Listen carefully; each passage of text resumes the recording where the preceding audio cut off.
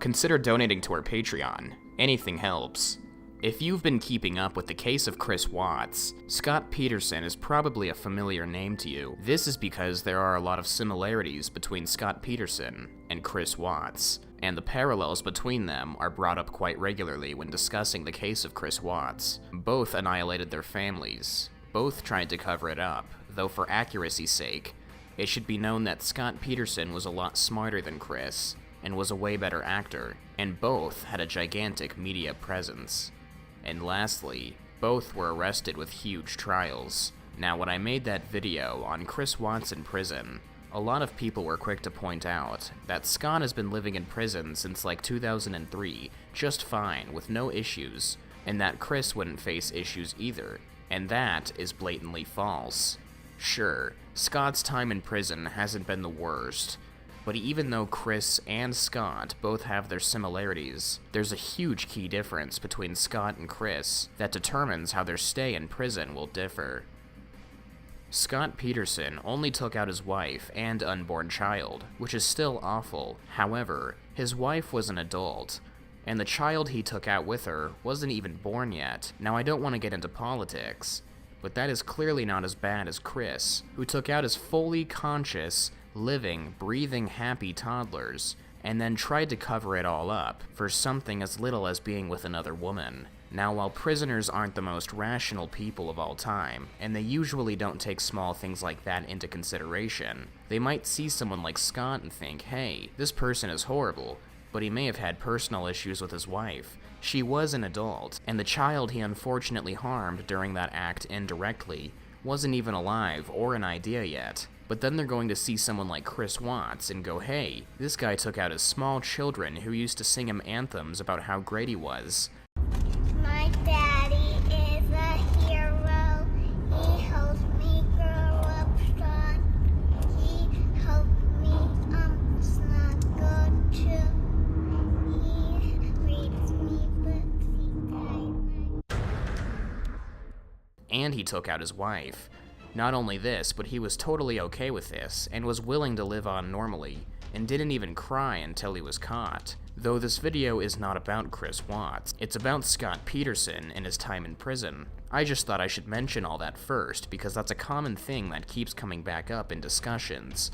Anyway, now on to Scott. Now, this video assumes you know the basic backstory of Scott Peterson. If you don't, here's a quick summary, but just know it's not the most reliable summary, and that if you want the full story, you should research that part on your own. Essentially, he's a now 46-year-old California man that at age 30 took out his wife, Lacey Peterson, who was pregnant with his child, and then dumped her remains in a lake located in Modesto, California, that washed up on shore like a year after he dumped them. He did this all under the guise that he was going fishing, and this act occurred on Christmas Eve of 2002.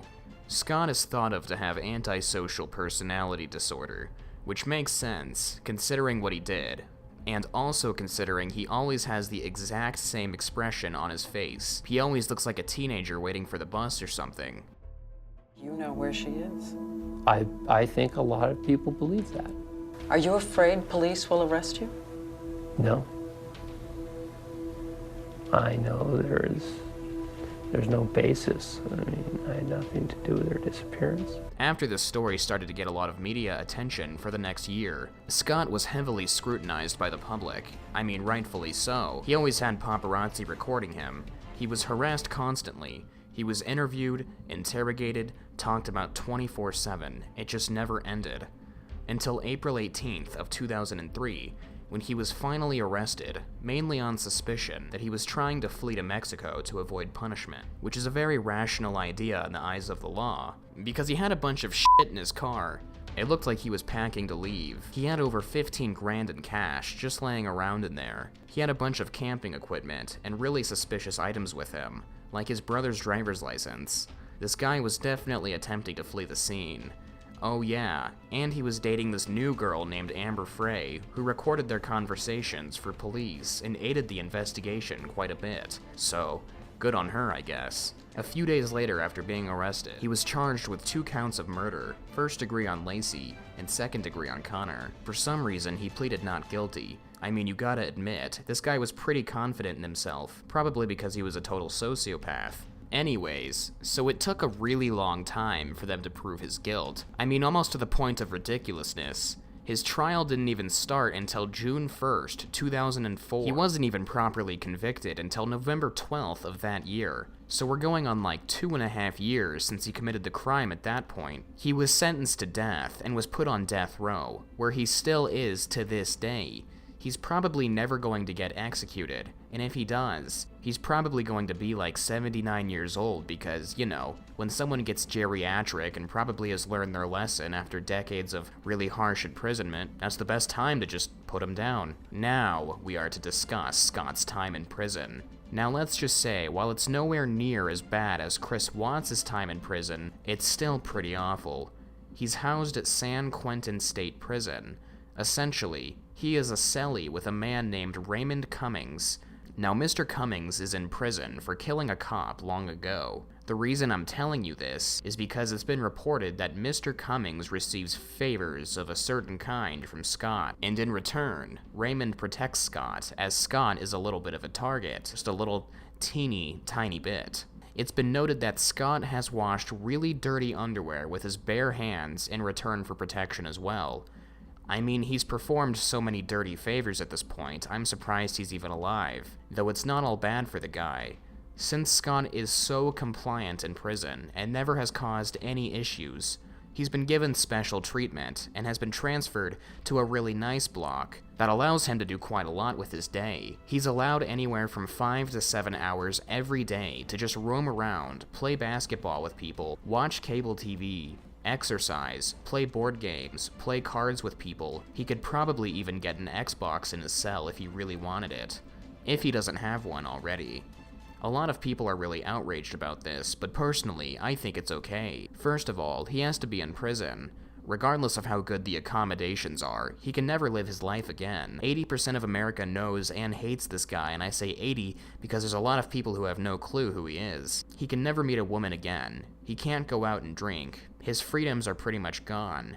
He's essentially living in a community center, which sounds like a hell of its own. And keep in mind, he's going to be put to death. So why not just let him enjoy his pathetic life while he can? I think a lot of the people who wish maximum prison punishments on people don't realize how absolutely awful prison is. I mean, somebody sitting in their cell all day, 24/7 for the rest of their life is just not realistic, nor is it even remotely ethical, regardless of what the person did. There's a prison in Colorado called ADX Florence, which adopts a lot of the ideologies people have when it comes to how prisons should be run, and I think it's awful. It's completely evil, even for the worst of the worst people on this earth. I mean, it's not right to have someone just rot in place for 100 years in this cell it just looks disgusting. I don't even want to look at the artist's depiction, let alone actually be in the cell in real life. So anyway, overall, Scott Peterson's life isn't great, but he has some decent accommodations.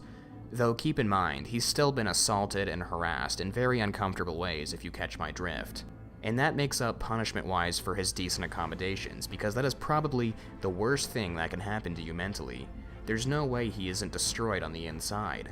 I mean, do you really understand how absolutely traumatizing that is? And personally, I don't think Scott is as bad as Chris. I'm not justifying his horrible actions or anything like that, but the two definitely aren't on the same leagues of punishment in my opinion. I think Chris definitely deserves to have an awful time in prison for at least the next 40 years of his life. Maybe when he's 70, he can be given a little leeway. But yeah, that's all for today. Stay tuned for more. Uploads are frequent. Weekly Comment Awards. What the hell is wrong with your voice? Hope you don't need it for your job. Well, I do. They must forgive him. He must be a good man. Did you watch the same video as everyone else? He has better snacks than me. I like how that's what you're focusing on after that video. Man, this Chris Watts case is sure awful, but he has better snacks than me. OMG, hell be an S-cell for life. A madman he is. It sounds like something like a Harry Potter character would say. Very monster. I don't get it. Did like a 5-year-old get their mom's tablet? And this is the only opinion they could muster after watching that entire video? Humans are dangerous. What even made you write this comment? Why'd you even feel the need to make this comment? Why are you talking like that? You sound like a robot. None of this is real, you know that, right? 6 minutes 44 seconds. Can we be pen pals? Here you're making fun of this letter and you can't even read it, dumbass. After the word sorry, there is an exclamation point. You know, it's not the letter I. Duh. It's plain as day that it's an exclamation point. I know, you're like the 7 millionth person to point that out in the last 5 minutes. I hate listening to computers talking at me because they are so monotone and phony.